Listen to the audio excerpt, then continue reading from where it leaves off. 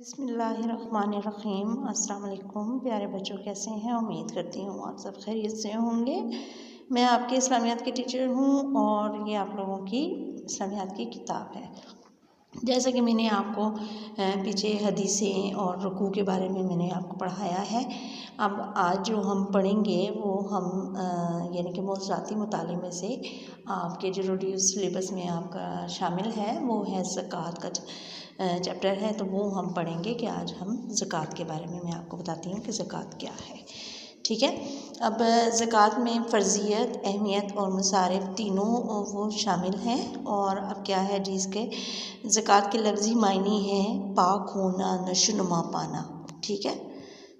अब ज़कात का क्या है कि ज़कात के लफ्ज़ी मायने जो हैं वो पाक होना, नशोनुमा पाना और बढ़ना। ये माली इबादत दीन इस्लाम का एक रुकन है जो एक साहिब निसाब मुसलमान पर अपने माल में से एक ख़ास शरअ के मुताबिक फ़र्ज़ है। ठीक है। यानी कि ज़कात जो है वो ज़कात अदा करके हम अपने माल को पाक करते हैं। ठीक है। और ये क्या है कि ये एक साहिब निसाब मुसलमान पर अपने माल में से एक ख़ास शरअ के मुताबिक फ़र्ज़ किया गया है। ठीक है। जो है ये अपने माल में से अदा करना ज़कात जो है वो हर मुसलमान पर फ़र्ज़ है और ज़कात जो है वो अदा करनी चाहिए। ठीक है। ज़कात अदा करने से माल में बरकत होती है और आखिरत में अजर सवाब मिलता है। ज़कात अदा करना ना करना बहुत बड़ा गुनाह है। यानी कि अगर आपके पास माल मता है, आपके पास इतना है यानी कि आप ज़कात अदा कर सकते हैं, तो ये है कि वो ज़रूरी है, यानी कि फ़र्ज़ है ज़कात अदा करना। ठीक है। इसीलिए कुरान करीम में अक्सर मकामात पर नमाज और ज़कात की फ़र्ज़ियत का ज़िक्र एक साथ किया गया है। चुनांचा कुरान करीम में अकीमुस्सलाता वातुज़्ज़काता, नमाज कायम करो और ज़कात अदा करो, ठीक है, का हुक्म बार बार दोहराया गया है। ठीक है। उसके बाद ज़कात की अहमियत क्या है? ज़कात की अहमियत इस वाक़े से भी ज़ाहिर होती है कि जब एक मरतबा एक गिरोह ने बारगाहे नबूवत में हाजिर होकर इस्लाम की तालीमात दरियाफ़्त की तो आप सल्लल्लाहु अलैहि वसल्लम ने आमाल में सबसे पहले नमाज और फिर ज़कात का ज़िक्र फरमाया। ठीक है। आप लोगों ने ये देखा कि नमाज की अहमियत ये देखें। अब ज़कात का मफ़हूम, फ़र्ज़ियत और अहमियत और मसारिफ़ तहरीर करें। यानी कि क्वेश्चन नंबर 1 जो है आपका ज़कात के हवाले से, वो मैं आपको बताती हूँ कि ज़कात का क्वेश्चन नंबर 1 है मफ़हूम। ठीक है। ज़कात के लफ्ज़ी मानी है पाक होना, पढ़ना, नशोनुमा पाना। ये आपको मैंने बुक में भी पढ़ाया है। इसका देखें कि ये ज़कात के लफ्ज़ी मानी इन्होंने बताए हैं और शरीयत की इस्लाम में ज़कात से मुराद जो रकम या माल है वो क्या है, जो साहिब निसाब मुसलमान पर एक ख़ास शरअ के मुताबिक फ़र्ज़ है। ठीक है। उसका यानी कि उसके ऊपर जो ख़ास शरअ है, यानी कि 100 रुपये के पीछे 2.5 रुपये हैं, तो उसके हिसाब से फिर आप लोग हिसाब लगा लें, तो उसके हिसाब से ज़कात ये दी जाती है, अपने माल में से दी जाती है। और ये कुछ निसाब का मतलब ये नहीं कि ये किताबें हैं। ठीक है। निसाब का मतलब ये है कि मखसूस किया जाता है कि इतने पैसों पे आप लोगों की इतनी ज़कात लगती है। अब जिसके पास इतने पैसे नहीं होंगे या इतना सोना चांदी नहीं होगा तो उसके ऊपर ज़कात नहीं है। ठीक है। ये आपको मैं आगे बताती हूँ।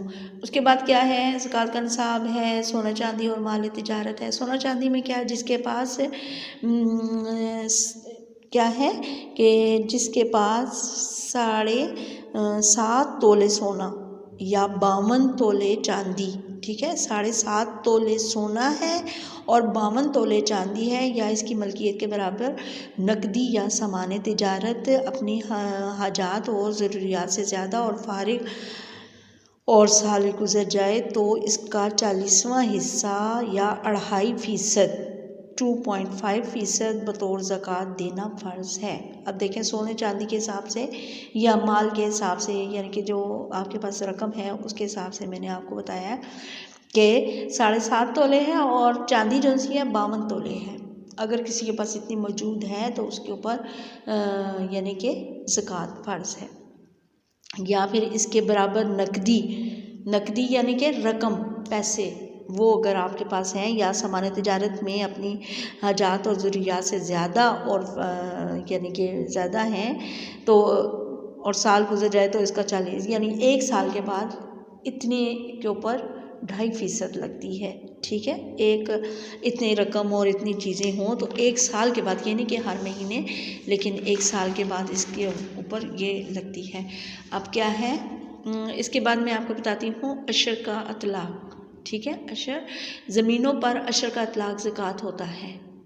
अब ये देख लें आगे आपको बताती हूँ ज़कात की फ़र्ज़ियत में क्या है। ये माली इबादत दीन इस्लाम का अहम और बुनियादी रुकन है जो साहिब निसाब और मालदार शख्स पर फ़र्ज़ है। इसकी फ़र्ज़ियत कुरान और हदीस से साबित है कि इसको कभी ज़कात, सदका और साइल मजूम के मुख्तलिफ़ नामों से याद किया गया है। ज़कात सन 8 हिजरी में फ़र्ज़ हुई। अब ये आपको बता दें कि ज़कात कब फ़र्ज़ हुई। ज़कात सन 8 हिजरी में फ़र्ज़ हुई। अब ज़कात की अहमियत क्या है। इस्लाम के मुताबिक नमाज ज़कात नहायत अहम इबादत है, इसलिए जहाँ कहीं नमाज का हुक्म है वहाँ ज़कात का भी हुक्म मौजूद है। नमाज और ज़कात का ज़िक्र एक साथ कुरान में 32 मकामात पर आया है। अरशाद बारी ताला है, नमाज कायम करो और ज़कात देते रहो। ये अब आप लोगों की यानी कि क्या है, ज़कात की अहमियत के बारे में आपको बताया गया है। ठीक है, ज़कात की किस कदर अहमियत है। अब इसमें क्या है कि देखें, ये अब जिसने नमाज और ज़कात में फ़र्क किया तो खुदा की कसम मैं इससे ज़रूर जहाद करूँगा। ठीक है, ये अब क्या है, हज़रत अबू बकर सिद्दीक़ ने फरमाया है कि जिसने नमाज और ज़कात में फ़र्क किया तो खुदा की कसम मैं इससे ज़रूर जहाद करूँगा। ठीक है, सन 9 हिजरी में रसूल सल्लल्लाहु अलैहि वसल्लम ने हज़रत माज़ बिन जबल को तबलीग इस्लाम के लिए मुबल्लिग बनाकर यमन भेजा तो फरमाया, पहले इनको तौहीद की दावत देना, फिर जब वो जान लें तो इनको बता देना कि दिन में 5 वक्त की नमाज इन पर फ़र्ज़ है। जब वो नमाज़ पढ़ने लगें तो इन्हें बताना कि अल्लाह ने इनके माल पर ज़कात फ़र्ज़ की है जो इनके दौलतमंदों से लेकर इनके गरीबों को दी जाए। हज़रत सल्लल्लाहु अलैहि वसल्लम ने फरमाया, ज़कात इस्लाम का ख़जाना है। ठीक है, आप देख लें ज़कात की अहमियत और फ़र्ज़ियत के बारे में जो मैंने आपको बताया है वो। उसके बाद सेकंड क्वेश्चन है ज़कात की अहमियत पर नोट लिखें। वही है ज़कात की पहले अहमियत क्या है। ठीक है, 10 है निकाह से ज़ाहिर होती है, तज़किया नफ्स है, इमदाद बाइनी है, उसके बाद है दौलत की गर्दिश है और दीन की नुसरत है, अखलाक की और माशरती बुराइयों का ख़ात्मा है, उसके बाद तबक़ाती कशमकश का ख़ात्मा है, उसके बाद समाजी फ़लाह व बहबूद का ज़रिया है।